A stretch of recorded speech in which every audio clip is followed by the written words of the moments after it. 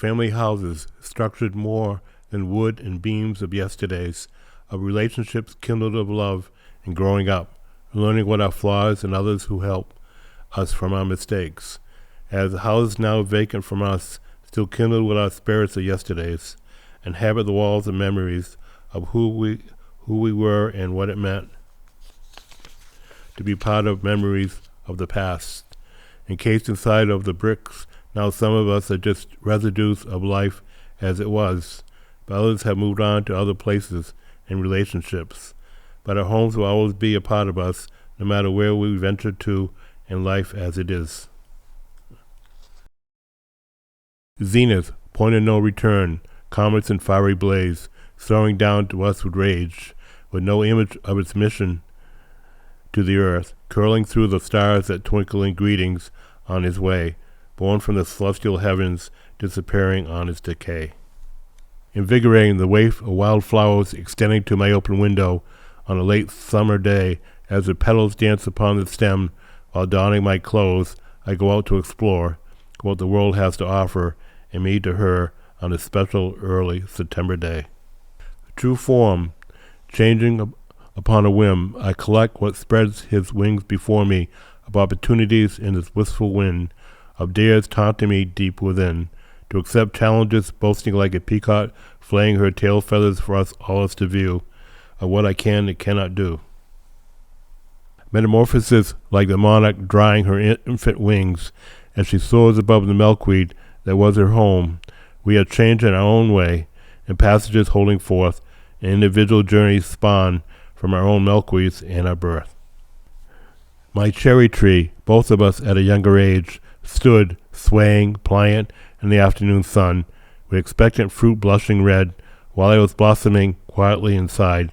at my family's house, waiting for the next stage, as the birds devoured my vulnerable cherries as they shivered in the breeze, unsure of my destiny. Twitch, a flutter, a movement through the bluish sky, a realm that the most vivid imagination can believe, what shows itself in the world of realities. We must trust them for what they are, not what we want them to be. Turtle, feeling so safe in his hard, thick shell, ventures out in curious ways, to chance finding friend or foe, like us reaching out to others who may be potential friends or ones with ill intent to obscure our path in happiness, or maybe not at all, while all along dragging along our trusty shell. Small entity, our navy vessel, was in an ocean so immense as the eye can see, with dolphins in gray suits and playful jumps in the salt air, with whales at their sides. I peer over the rails on the deck, admiring these creatures who follow us close to shore, to be so carefree in atomic complexity. Fly, so cumbersome in his ways, buzzing by my ears as it may, like he has some message to convey.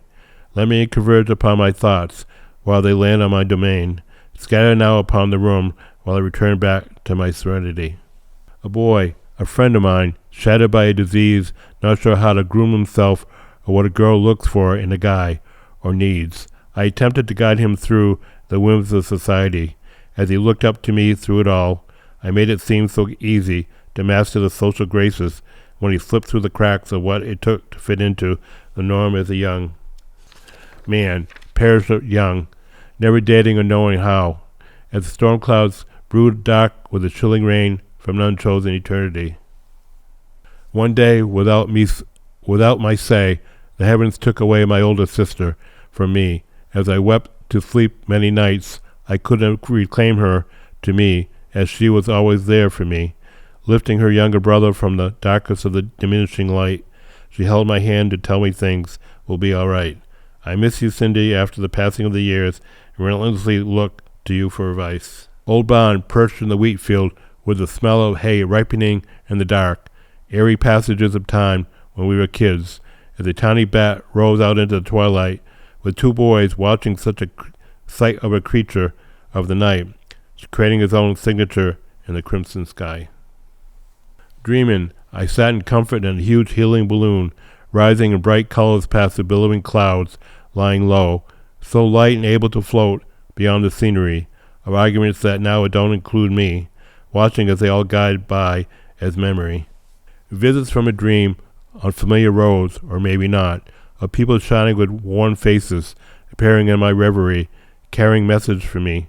to decipher like a fortune teller, sitting in a circus tent, as vivid as my mind can tell, as fluid before meaning can be, ascribed like the mist evaporating beyond the hills. Dribbled from the cup of life, I quench my thirst, if only for the time being, before I take another sip, savoring the purity it brings to my mind, exploring visions from my head, to appreciate where I have been and the path ahead. Bliss of a tiny gust, samples houses in the rest, as autumn makes an introduction that she will soon be here, taming reflections with her charm, as we saunter all around, watching, leaves turn without a sound. Bespeckled, the stones flew up to the shore, carrying years upon their backs, waves lapping them in their baths of the ocean's whim. If they could tell stories of time gone by, it would be tales swollen from the centuries. Milkweed pods, green and bloated with white insides, silent watchers of the murky pond, as bright dragonflies fill the sky, while searching for tadpoles in the shallow recesses of the pond, feeling with this serenity, I really belong, at least for the moment of today. Ringlets from early drops of rain in a simple puddle reflecting back the world, back to eyes that are flexible enough to see what is around you and me, as the colors are swallowed up in such a tiny haven of water, with so much to say, well, the use of words to convey what is shining back like a prize for you and me. Resting under a weeping willow tree with sagging boughs that seem to cry, with time to glimpse all about, especially misery, I ponder on other moments in my life that coax me out into the light, with sadness as an aftersight. Letter torn from another age, from the only one father wrote into an eldest son, at Catholic camp at 10, 2 pages long but full of love, written by a father of few words, but somehow different that day. Ferris wheel, bright lights with tilting seats, from childhood days, blended with fear with excitement, with clenching hands upon the rails, like life with exhilaration, with all the ups and downs, never knowing when the ride will speed up or slow down. Clang and the rattle of the bell chimed across the barren land, reverberating voice announcing a gathering of some kind, for people to form groups to share themselves and reinstate why they came, the bell now silent for the time being. Soft filters of light fingered the caressing leaves on the woods abound, where words live without meaning, but only feelings deep inside, have ventured out like children full of innocence among the forest and the inflating clouds. Acorn, fallen from a wanton branch, curls itself in hibernation in the soil, encased in slumber for a while, then cracks from its restricted shell to grow sprouts to discover the surface as another sapling rooted deep in the earth, and such a baby of the earth can be.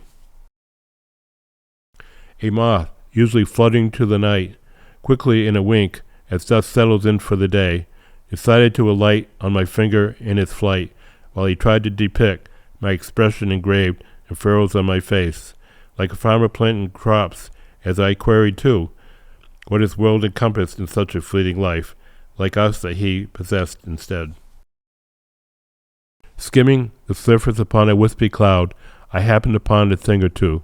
that stuck upon a passing breeze, of recollections that seem, to me, as important that I believe, to catch them in midstream,